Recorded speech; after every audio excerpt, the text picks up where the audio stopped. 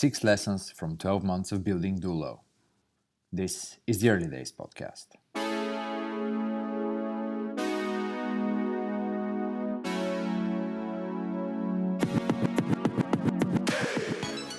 Hey everybody, welcome to the Early Days Podcast, and this episode is a little bit different from your usual conversations with fellow entrepreneurs. This week we decided to record a video where we answer a question received from one of our audience members, and the question was, what are some of the top 3 lessons or mistakes that you've learned over the past 12 months of building your business? Both of us, Julian and I, took turns to share our own top 3 lessons or mistakes, and it turned out quite a nice video. It's about 9 or 10 minutes of some of the most important things we have as takeaways over the past 12 months. We've learned a lot for sure, and we thought sharing this with you would be quite useful, especially if you're in the early days of starting a business, or even better, if you're just about to start, because some of those are really rookie mistakes and people write about them. It's nothing new, nothing groundbreaking, but when you're in the thick of it, when you're in the middle of building something of your own, it's quite easy to lose track of those things and forget or don't realize that you're making some mistakes. So without further ado, please enjoy this conversation with me and Julian, where we share the 6 lessons we learned from the past 12 months of building our own startup. On today's episode, we're gonna talk about a few lessons learned and maybe a few mistakes that we did over the last year. Why? Because someone asked us this question online, right? Yeah, on Facebook. Thanks for the question, by the way. Cool. It was a follow-up to our vlog about the 1-year birthday thing. So the question was top 3 lessons, mistakes, insights from the last 1 year, and so we'll share them today. Okay, now I can start. Please do. I came up with one right now. Please do. Do you have 3 or do you have just 1? Well, let's start and see how far it can go. There's probably more than that. Lesson 1. Ideas cannot grow in isolation. It doesn't get more cliche than that, but it's true. Before DULO, at least, I've been trying always to do other things, more on the development side or consulting side, but usually would lose interest very easy, and after a couple of weeks or a month or so, when things become hard.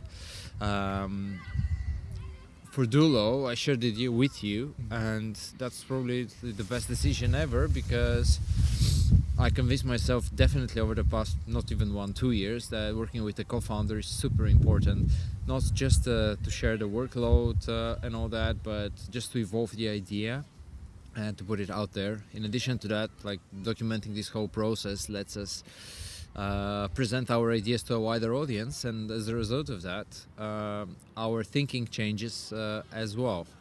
Because if you keep it only in your head, I think you're gonna miss out on a lot of good things that will come if you share your ideas with other people and collaborate on your ideas with other people. So that's one lesson from me.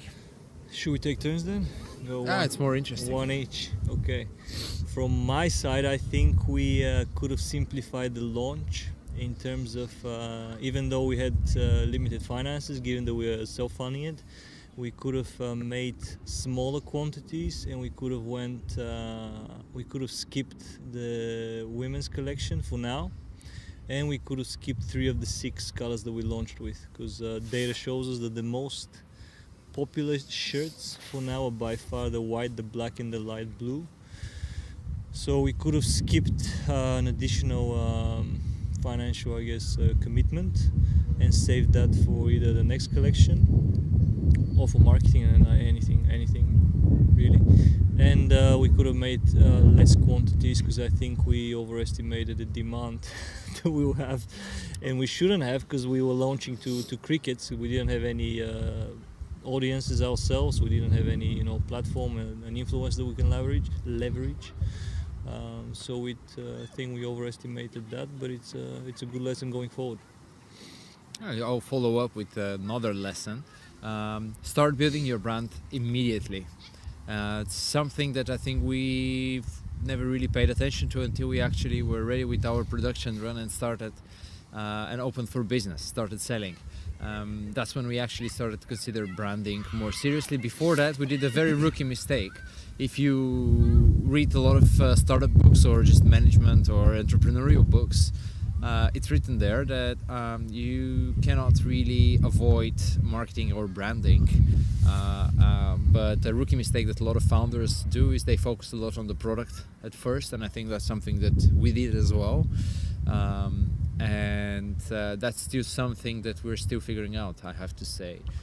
It's taking a lot of tweaking, and it's taking quite a lot of time. So you say branding should be prioritized? Yes, I think you should start with that. With the why, I guess, of the... Yeah, and kind of have to think about it this way. You have to really know people, who you want to sell to, what do you want to sell them, why, what are you solving for them, and start from there. Then make the product, and then tell this story to those people who you think would be interested or that they will need your solution. And I think we kind of have that because our product comes from our own personal need that other people share as well after we talked about it, but I don't think we communicated that well about it. I think we kind of had the idea for ourselves, the justification, and then we started making the solution. And once the solution was ready, we had to tell the people instead of doing it the other way around or in parallel. Solid one. Okay, my second one is that I'm glad that we didn't quit our day jobs and we went the kind of the slowest route of self-funding it and working on it on the side, which puts us in a very nice situation, not being having to rush to profits or anything like that, or looking for investment. Because if you look for investment, then you're kind of giving up the whole thing and kind of the whole idea why we built it. And then the other thing is that we can be really patient and we don't have a runway, which is basically unlimited for us right now, because we can still work our day jobs and do what we can financially and time-wise. And we have all the inventory paid for and in stock. Exactly. So there's no pressure financial on that side of things. And I think that's a really key point when it comes to being free to experiment, test stuff, and just not rush into things and think things over more thoroughly. Nice. Well, I'll follow up with another lesson, my third one, I think. Be enough for this vlog. It's the second one, no? No, it's the third one. It's the third one. Yeah. Things are going to take longer than you expect. And you cannot really expect anything in the very beginning. I think when we started out, we had some ideas or expectations that were not justified or based on any real data whatsoever, and we very quickly found out that patience is going to be a key ingredient in this whole business thing and entrepreneurship. The more you look into that and you talk to other entrepreneurs, the more obvious it is that things take a lot of time. Sometimes a new idea needs a lot of time for it to grow and to pick up. So is the case with us. Things are taking longer, it requires a lot more patience. I think we've learned to be more patient for sure and better at managing expectations. I think we've become much more comfortable to accept that we suck at things.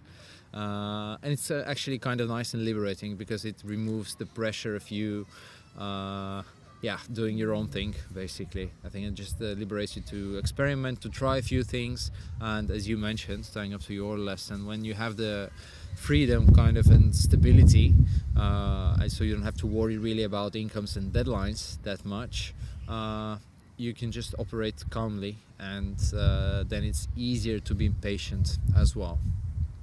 Yep, good one. And my last one would be... Should be a very good one. Well, no pressure. But I think that we could have started earlier with collaborations and partnerships. I think when we started, we just kind of thought that if you put content out there, the audience will kind of build up organically, which it does, but it's slower than if you partner up with someone. And for example, influencers or any other partnerships. So we, I think, having said that, it's we're actually working on both those points right now. So that's a positive thing that we've proactively done something about, but we could have started earlier, I think. Solid piece of information and advice for everybody who's starting something new. This is actually something that can probably go on our podcast as well. You can put it on the podcast. And a blog, and email, and all that. Yeah, spread it out. We can continue with more lessons next time. Yeah. Or turn this into two-parter because it's very long. Yeah, thanks guys. Thanks for the question. If you have any other questions, Keep please keep them coming. Put them and here. yeah, thanks for following. Whatever. Bye-bye.